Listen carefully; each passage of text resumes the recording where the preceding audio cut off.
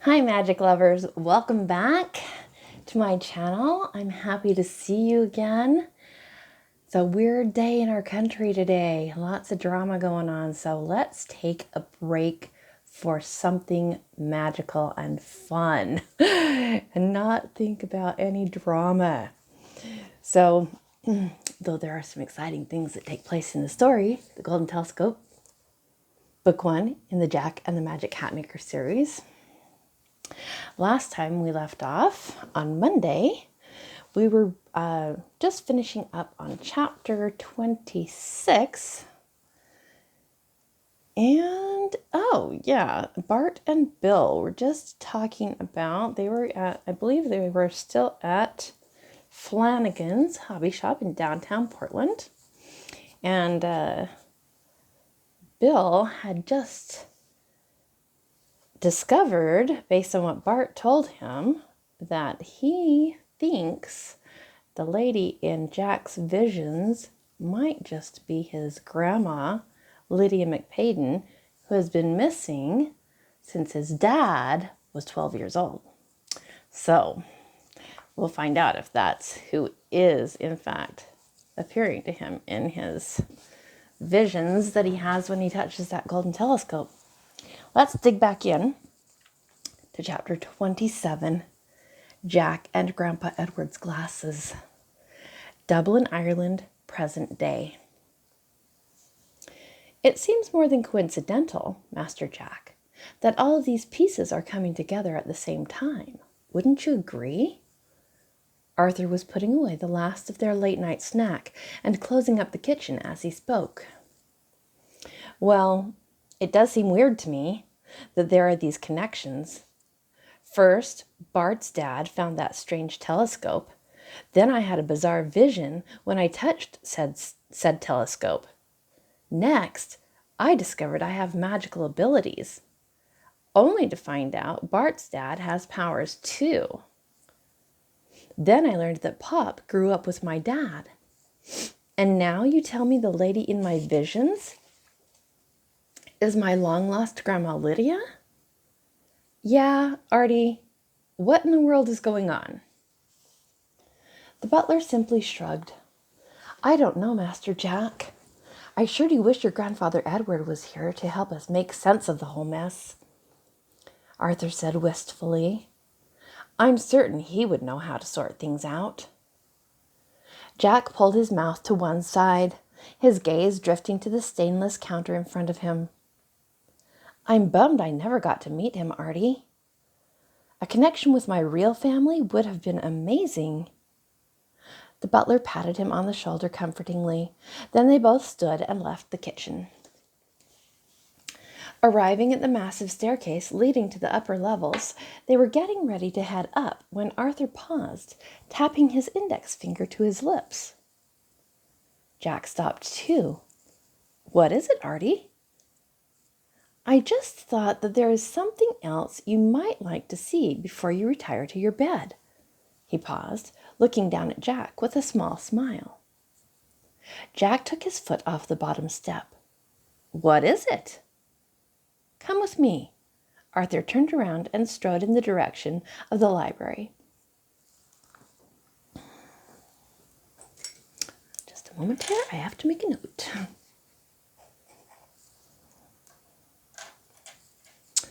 Walking again to the chestnut sideboard and opening the top left drawer, as he had done before, the butler retrieved the yellow manila envelope.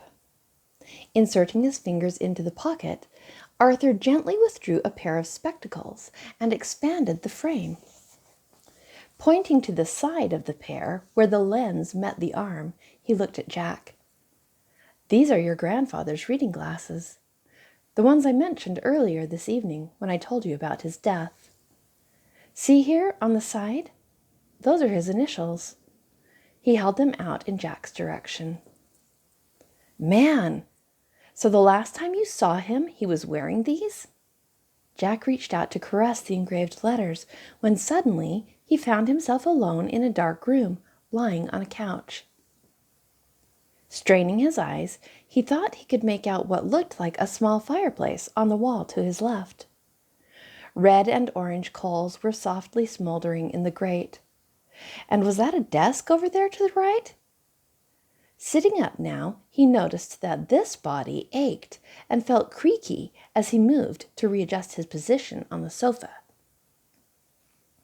Grasping around frantically behind and to the left of where he was sitting, he located a side table where he could feel the base of a lamp. His hands were searching for something. A match? He discovered a small dish full of them, selected one, and struck it. Lifting a glass hurricane cover, he touched the flame to a cotton wick, illuminating the room with light before replacing the shade. "Master Jack! Master Jack!" He heard the voice calling his name, echoing as if it wasn't real. And once again, his vision became blurry and his head was spinning. "Oh my gosh! It happened again?" Jack gasped, looking up at the butler standing over him. He was sprawled out on the floor in front of the walnut sideboard, struggling to catch his breath. "What is it, Master Jack? What happened again?" Arthur shakily lifted him by the elbow. Jack raised his finger, then reached into his pocket for his inhaler. Arthur scuttled away as his breathing slowed and returned moments later with a crystal glass of water. "What the heck?" Jack exhaled, then looked up at the butler. "Sorry, but this is getting crazy," he said, pushing his bangs back off his sweaty forehead and getting up off the floor. He lumbered across the room and flopped down on the love seat, closing his eyes. Arthur followed him. "What just happened to you, Master Jack?"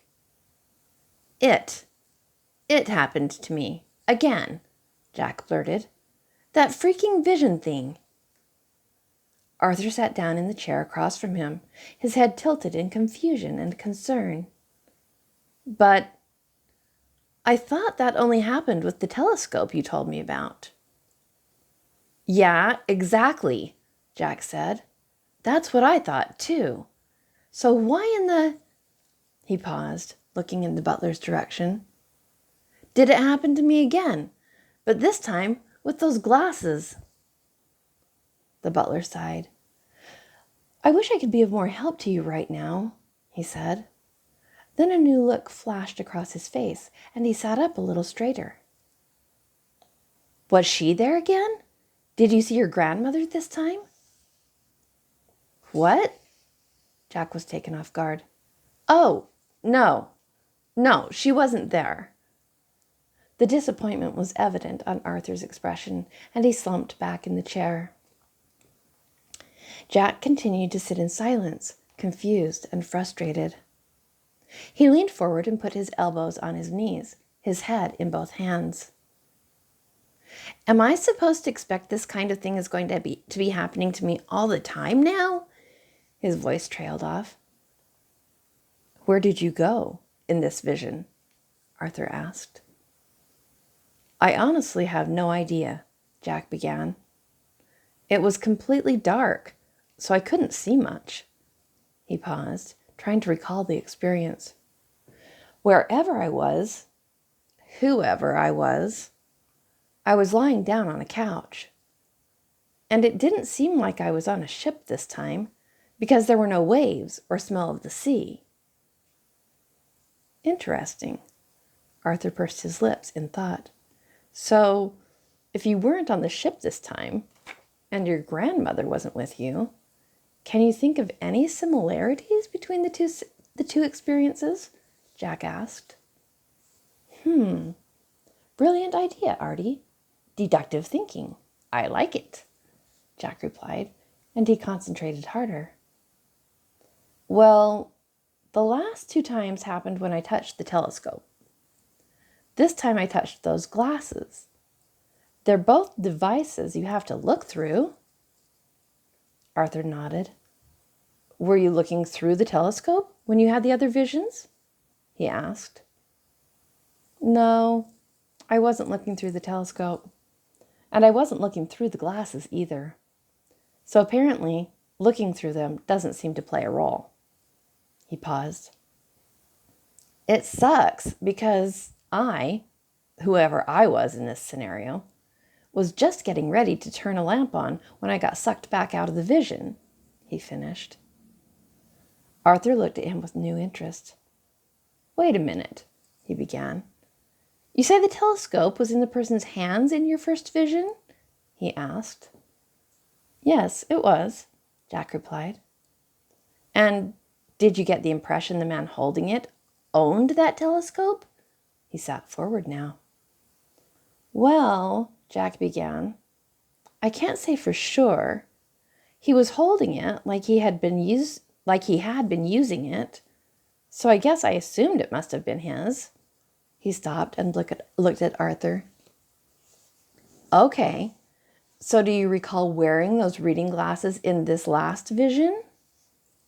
He looked like he was sitting on pins and needles now, the anticipation building in his body language.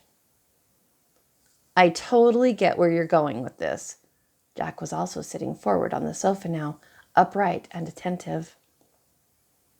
But I'm sorry to say, and he slumped back in his seat again, that since it was so dark, I don't think so. The person had been lying down. And the butler sat back, also, deep in thought. 100 years in the past. Edward sat up straight so suddenly the blood rushed to his head. He took a moment to steady himself before reaching for the pair of spectacles he kept on the end table beside him. He was certain he had felt something, a distinct presence. Most assuredly, it was not a dream. He jumped off the sofa and began pacing the floor. It had been 2 years since he had sent Arthur to retrieve Ethan. 2 years since his escape. To Sir Edward, this meant only one thing. Jack's powers had awakened. Edward walked to the desk at the far end of the room and reached for a long wooden matchstick from a brass cup full of them sitting on its surface. He struck the match on a rough stone and lit a drippy-looking, stodgy white candle before pulling out the leather office chair to have a seat. Withdrawing a crisp sheet of parchment from the side drawer, Edward dipped a plumed quill into a pot of ink, sitting on the desktop, and scrawled a message. Then, softly blowing across the page, he uttered a command, and the lettering vanished.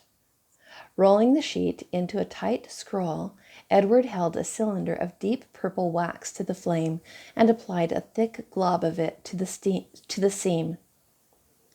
Removing the golden ring from his right hand, he pressed the initials E.M.P. into its surface. Next to the seal, he wrote a simple message. Holding the scroll gently in both hands, Edward gazed at it in approval. Then, transferring it to his left hand and closing his eyes, he passed his right hand over the scroll and spoke out loud. Deliver directly to my grandson, Jack McPadden, the day after his awakening. And after a sparkling moment, the parchment was gone. Chapter 28. Evil Ethan. Stockholm, Sweden, 2 years prior.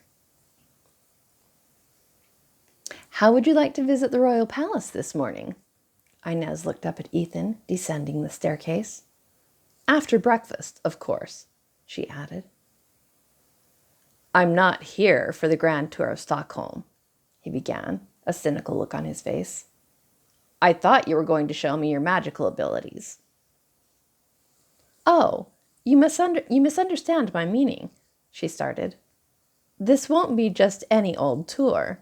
She paused, and the large pendant around her neck began to light up with a warm glow from within.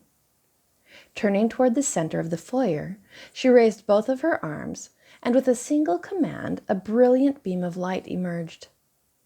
It produced a door-sized, shimmering oval in shades of pink, aqua, and yellow, which hung suspended in midair. "A portal?" Ethan asked, clearly attempting to conceal his awe. "Oh, yes, nephew. It will transport us directly to the regalia room in the basement of the castle. But if you're not interested..." Inez began to turn away, and the portal faded. "Wait! No! You've definitely got my attention," Ethan interjected, and the portal burst to life again. "I'm happy to hear that." Inez looked to the stairs behind Ethan, where her sister had just appeared. "We'll bring Auntie Clara along with us. Her skills will be particularly helpful should we need protection." And she met Clara's gaze. "Oh, goody!" Clara bounced off the bottom step and threw her arms around Ethan, pecking him briefly on the cheek. "I'm so excited! This is going to be loads of fun, sweet nephew." Ethan wiped the smudge of her lipstick from his cheek as she, giggling, grabbed him by the arm and headed toward the portal. Then, halting abruptly, she asked, "Wait a minute. Have you eaten? We don't want to be heading off on an adventure if you have an empty stomach." "Food can wait," Ethan stated simply. "This is much more interesting than breakfast." Inez and Clara smiled. "All right then, let us be off," Inez said, taking hold of Ethan's other arm, and the three of them entered the shimmering light together. Vaults of the Royal Treasury, Stockholm, Sweden. Ethan's legs wobbled a little as he materialized into the space, but his aunts held him tight on both sides until he stabilized. They found themselves in a secluded basement alcove. The environment looked ancient. Coats of armor mounted on frames stood around the room. "Are you all right?" Clara asked, brushing a strand of hair out of the teenager's face. "I think I am now," Ethan replied, wiping his eyes and tugging his shirt down into place. "That was crazy," he finished. "Oh, good! A tour." Inez spotted a small group led by a blonde-haired young woman. "We'll blend right in." Inez guided the three of them to casually join the tail end of the group. "I want to know how you did that," Ethan demanded under his breath to Inez as they walked. "Later, nephew. All in due time," she said. "Pay attention to what the guide is saying. I brought you to this location. I brought you to this room for a specific reason." Rolling his eyes, Ethan turned to watch the tour guide. "And here we have the crown of Eric the 14th, made in 1561 by Flemish goldsmith Cornelius Vervelden. It is a typical example of the Renaissance style of jewelry of Eric's time." The woman was standing in front of a glass case holding an ornately decorated golden crown. Lavishly set with diamonds, pearls, and emeralds, there was one large ruby positioned on the center front. A blue enameled orb with a gold star topped the crown, and there was a substantial cross composed of 10 diamonds at its pinnacle. "Wow," Ethan whispered. "Yes, that's just one of many hats crafted by the person holding the title of Magic Hat Maker," Inez said under her breath, throwing a sideways, knowing glance in his direction for emphasis. Ethan returned her look with a confused frown. "What?" Inez waved her hand. "I'll explain in detail later." Stockholm, Sweden. Ethan scrutinized the group of adults standing before him. "You have done a fine job of convincing me that it would be beneficial to spend more time with you, improving my skills and abilities. I clearly have a lot to learn."